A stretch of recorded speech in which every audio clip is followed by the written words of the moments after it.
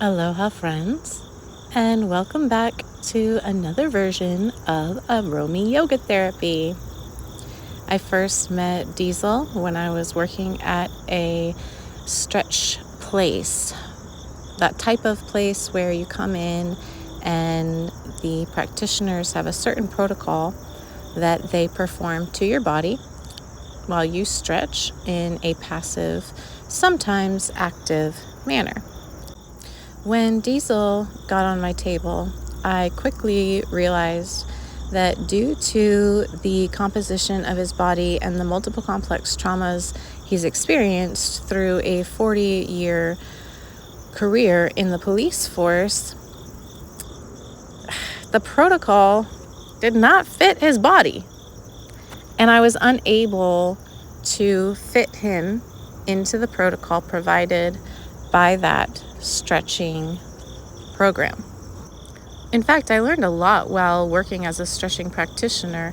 I learned that not everybody's body needs to be stretched at the same rate or to the same pace or to the same place. In fact, we often find better range of movement when we stretch within small spaces. Using the breath to oxygenate the blood, we can then find more access in our individual muscles. Our individual muscles find more space as we inhale deeply and exhale to stretch. It is because of clients like Diesel and so many other people that tell me I can't do yoga that I developed AromYogaTherapy. Our bodies require a certain amount of tension to function. It requires tension to hold us upright and to walk. However, sometimes our bodies may hold tension in a space that inhibits our natural ability. This is often the case when we've experienced traumas, especially if you've been a bodybuilder most of your life, or you've been in sports for most of your life, and maybe stretching wasn't a priority for you. Maybe warm-up wasn't a priority for you. And that's super common. So we're finding now, as we grow older, that our muscles bind us into restrictive postures. This causes us to reduce the amount of oxygen we're able to get all the way up to our brain. And it also reduces the amount of oxygenated blood flow that our subtle muscles receive. And our subtle muscles are the ones that support our broad muscles in function. And because our broad muscles can overcompensate for those subtle muscles just because we have to function, it's so helpful and important to take time to slowly open those spaces that have become rigid and to allow the body to soak in fresh oxygen and release stagnant tissues that have been stuck, maybe even all week. This type of practice is not a one and done fix. In fact, Diesel and I work together on a regular basis. And the reason is because it took several years to get to this space of dis-ease and misalignment. Therefore, it's going to take patience, time, and repetition to remind the tissues of where they properly reside in the body and help them restore function in alignment. One of the things that I have observed while teaching yoga classes is that quite often so many of us are so accustomed to the way our body has become compensated that we don't even recognize that we're practicing out of alignment, and we might even be strengthening ourselves into a stronger misalignment. When people ask me, if they can do yoga with me, I kind of chuckle and laugh because, in all honesty, I prefer to do yoga to you, to my client. This is how we learn together the proper alignment for the body, by learning certain engagements and what those engagements interact with throughout the body. Here you can see I'm working on releasing his traps. However, I'm using the entire arm, all the way down to the fingers, to open and loosen tissues, because our breathing muscles are connected all the way down to our fingertips. And sometimes when we're in a position like downward facing dog and we're holding our weight on top of our hands, our shoulders can become so tight that we don't receive the blood flow to our head that we need. And so before we go to a reclined position, it can be very helpful to open up this space.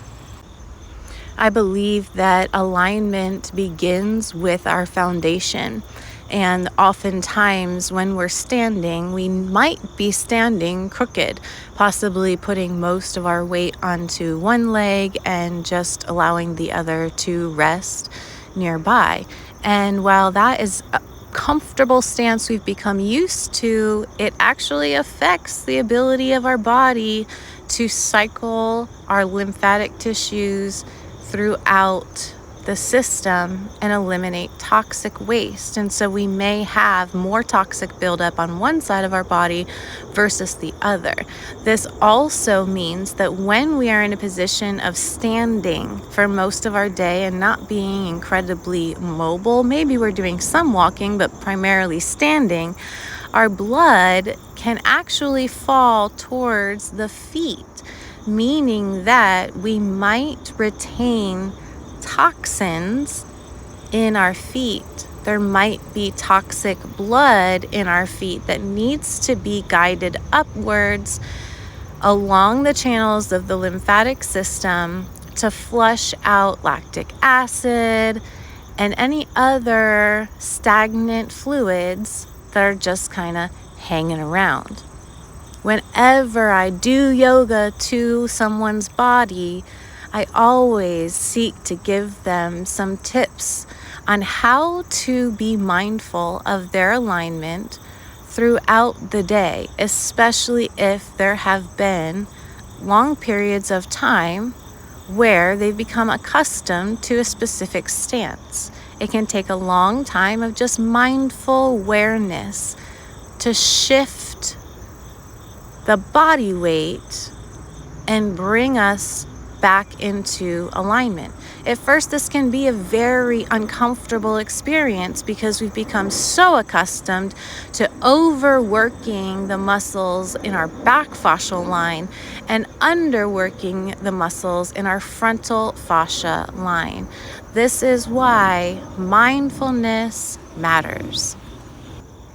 Typically, I ask my clients to wear comfortable, loose clothing because I do need to interact with some of those tissues. A t-shirt is just fine. However, it is better to get skin-to-skin contact. Diesel didn't have a problem with that, and I appreciate him allowing me to show you the slowness of this practice. We can get really excited about deep tissue work, especially if it hurts, like a feel-good hurt. However, it's important to be mindful that our nervous system cannot really heal unless it feels safe. And pain does not feel safe to the nervous system. And so when we are receiving body work, like deep tissue massage, I find it can be more effective to start with a gentle, soft opening of the skin. And through repetitive movements that lubricate that area, I'm able to detach stuck tissues without causing that pain response from my client. This is an intimate practice, and we know intimacy and sexuality are not the same thing. When two humans can come to a space where one is fully supported by the other, it is a beautiful intimacy. And this does not mean that sex is involved, because humans are more than sex. Humans need safe, loving contact, physical touch, without an expectation of having to please another person. Without the stress of needing to be accepted or needing to perform a certain type of way. As human beings, our bodies are able to soften and relax, especially with assistance. We were originally created as one being, male and female. And with the separation of the sexes comes a separation of humanity. And because we've become so obsessed with the culture of sex, it's become so difficult for us to find these safe spaces where we can learn true intimacy, where we're not seeking to be intimate with another person, we are seeking to see into ourselves more clearly, and another person is holding space for that experience.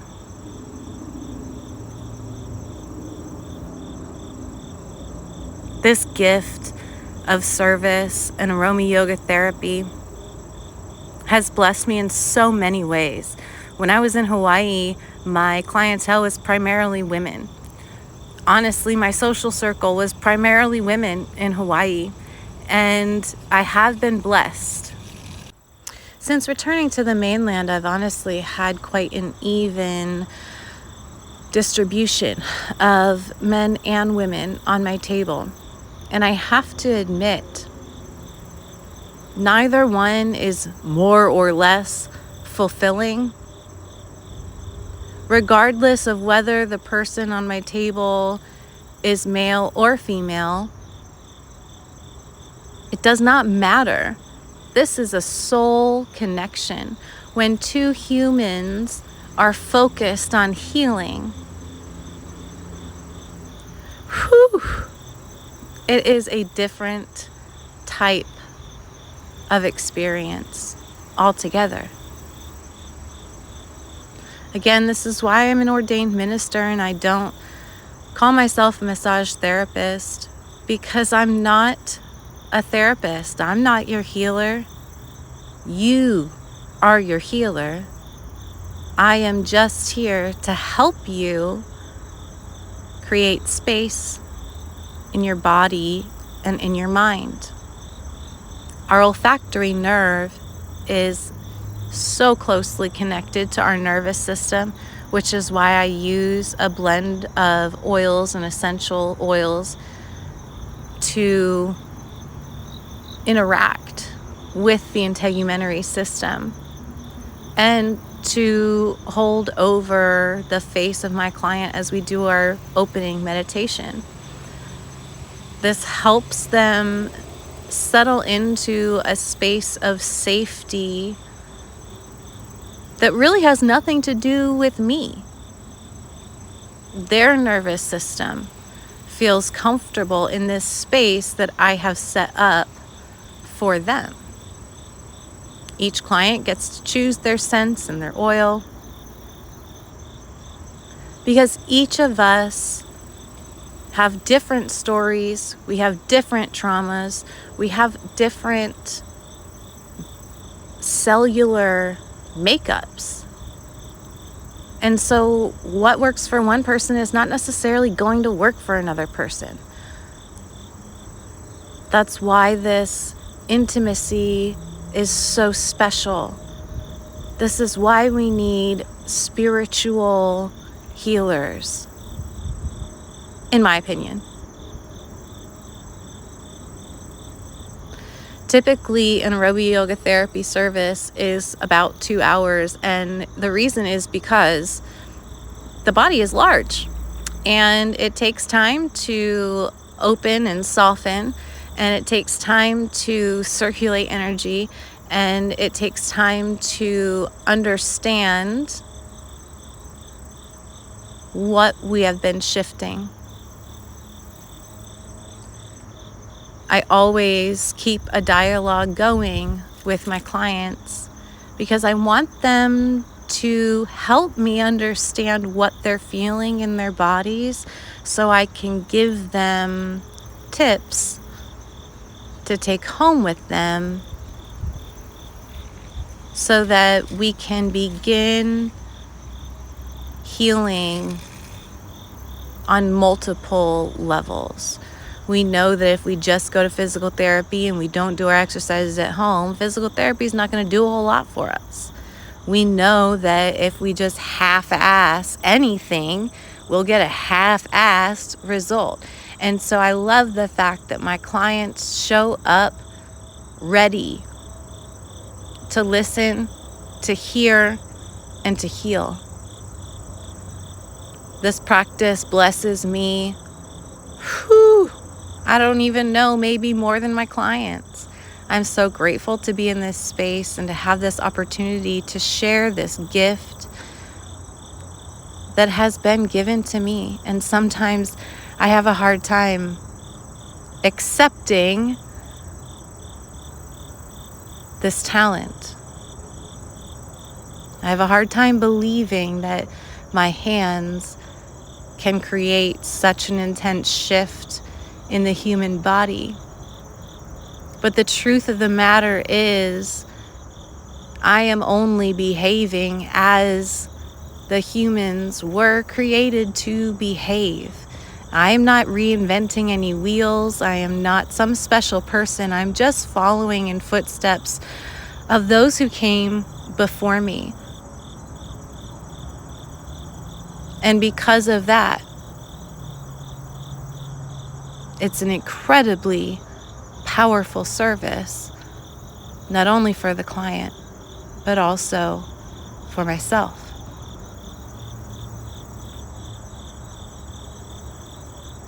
If you have any questions about AromYogaTherapy, please feel free to drop them below. I would love to talk to you about it, let you know more about how I developed it, why it came about. Thanks for tuning in to today's video, and I hope that this has given you a little bit of hope that you too can do yoga, regardless of whether or not you're actually able to do the movements. There are people like me, if we're not in the same area, there are people like me who would love to do yoga to you, to help you understand why we do it, why we find it feels so good and supportive, why it becomes something of an addiction. What I mean to say is it becomes a ritual of self-care, because we understand that our body is worth it. Our body is worth the investment to bring our mind, our body, and our soul back into a state of alignment, recognizing that that state of alignment is not going to last forever, but the more that we practice attaining it, the more muscle memory we will build, and the easier it will be to rebound from future traumas. Love you all with my whole heart, my whole soul, and the cry of my heart is that you also find a way to love yourself authentically with your whole heart. See you next time. Please don't forget to subscribe on your way out and tap the bell for notifications so that you know when I upload my videos. Love you long time. Catch you next time.